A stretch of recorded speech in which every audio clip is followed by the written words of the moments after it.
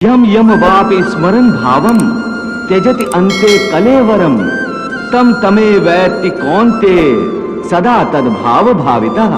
प्रभु, भगवान श्री कृष्ण ये क्या कह रहे हैं कि मृत्यु के समय मनुष्य के मन में जो वासना या अधूरी कामना होती है, मनुष्य का अगला जन्म उसी के अंतर्गत होता है। इसका क्या अर्थ है?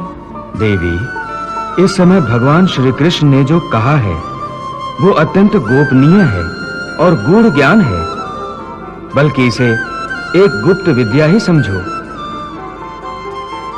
जिसे ये विद्या आ जाए उस प्राणी को बड़े सहज तरीके से मोक्ष मिल जाता है। मैं समझी नहीं भगवान, ये गुप्त विद्या क्या है? देवी, ये गुप्त विद्या मरने की विद्या है।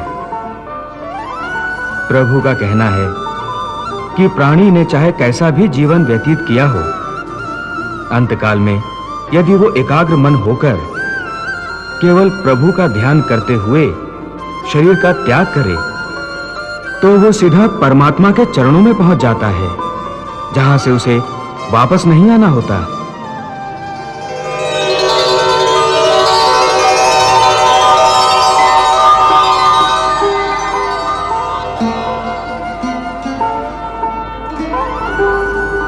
अंतमता सोई गता, अर्थात मृत्यु का क्षण बड़े महत्व का क्षण होता है।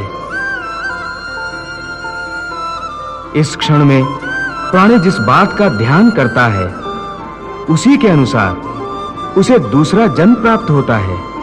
भगवान, इस गूढ़ बात को कोई उदाहरण देकर समझाने की कृपा करें। देवी, इस संबंध में महर्षि जड़भरत से अच्छा क्या उदाहरण हो सकता है? जड़भरत? जड़भरत एक निष्पाप ऋषि थे। वो मुक्ति के द्वार तक पहुंच चुके थे। उन्होंने हिरण के एक बेसहारा बच्चे को पाल लिया था। उस बच्चे से उनका मन इतना लग गया था कि हर समय उन्हें हिरण के बच्चे की ही चिंता लगी रहती थी। यहां तक कि अपनी मृत्यु के समय भी उनका ध्यान उसी बच्चे में था।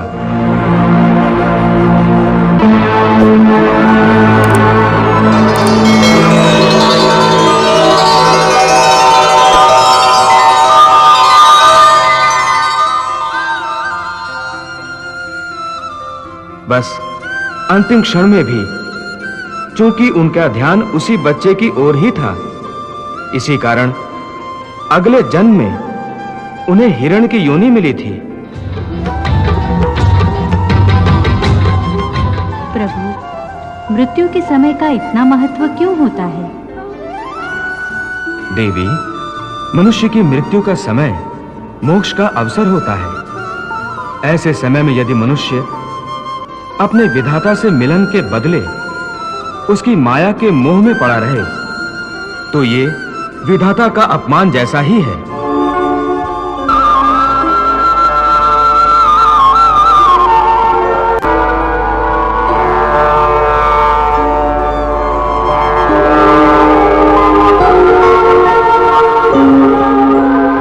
तो ये विधाता का अपमान जैसा ही है कि वो अपने विधाता से अधिक महत्व उसकी बनाई हुई माया को देता है।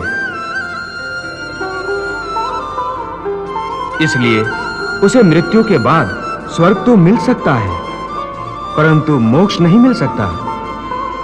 इसीलिए देवी, मृत्यु के समय मनुष्य को संसार की किसी वस्तु में नहीं, केवल अपने परमात्मा में ध्यान लगाना चाहिए।